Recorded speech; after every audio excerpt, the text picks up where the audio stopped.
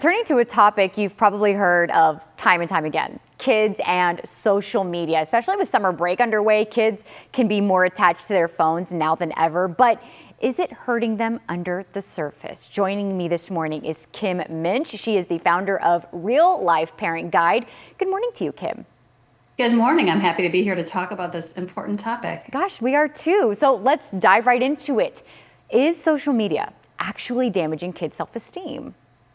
I'm going to go with yes on this. As a mom of 5 and as someone who coaches parents on a regular basis, social media, we know, definitely curates the highlight reels, as we call it, the filtered, the best images, the happiest moments. And this is what our kids are scrolling through constantly, right? So there is an element of comparison, and especially for preteens and teens who are still developing their self-worth, it definitely has an impact on what they think they should be and whether or not they're measuring up. Sure, and their minds are obviously so influenced by what they are seeing often, and I know you talk about that a good bit. What can parents do about social media without becoming the bad guy? This is the kids' ways of keeping in touch with others, and as you put it, seeing the highlight reels, the fun things online. Sure. This is where it's really important for parents to balance a good relationship along with healthy boundaries around screen use. And that is tricky, but I want parents to remember that there's the quality of the relationship that they have with their kids is going to be super important as they talk about and use social media. So sticking away from lecturing and lots of heavy banning of things, and take a non-judgmental approach. You want to be, what is it that you like about TikTok? Would you be willing to share with me your favorite account? What do you like about this? I used it with my own kids as a learning tool. Now, of course, we're going to have certain things and certain times that are going to be banned, like, no screens at the dinner table and that kind of thing.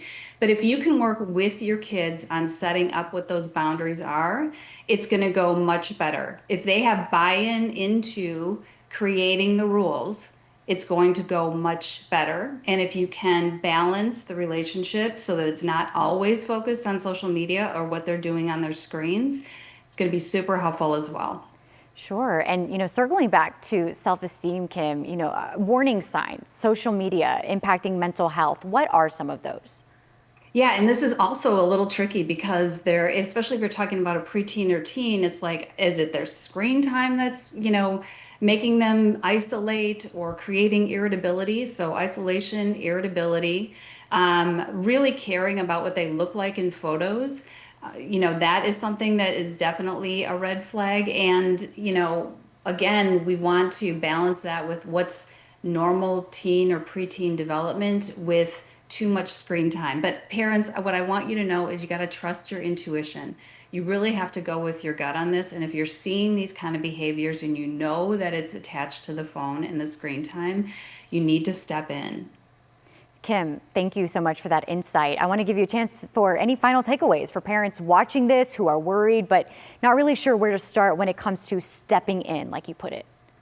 Yep. Number one, get curious, not furious. Okay. Parents tend to go to getting angry at the device, at the kid for spending too much time on the device, for the impact that it's having. And the reality is, this is fairly new to all of us and new to kids. And of course, it's going to be something that they really gravitate to. So remembering that their brains are young and we are the mode through which they regulate. So calmly, curiously approaching the screen time and setting rules together is what you want to do. Kim Minch joining us on Daybreak this morning. I do appreciate your insight, especially on that last answer, just remembering that kids look to us to help regulate. Do appreciate your insight right here with us on Daybreak. Thank you.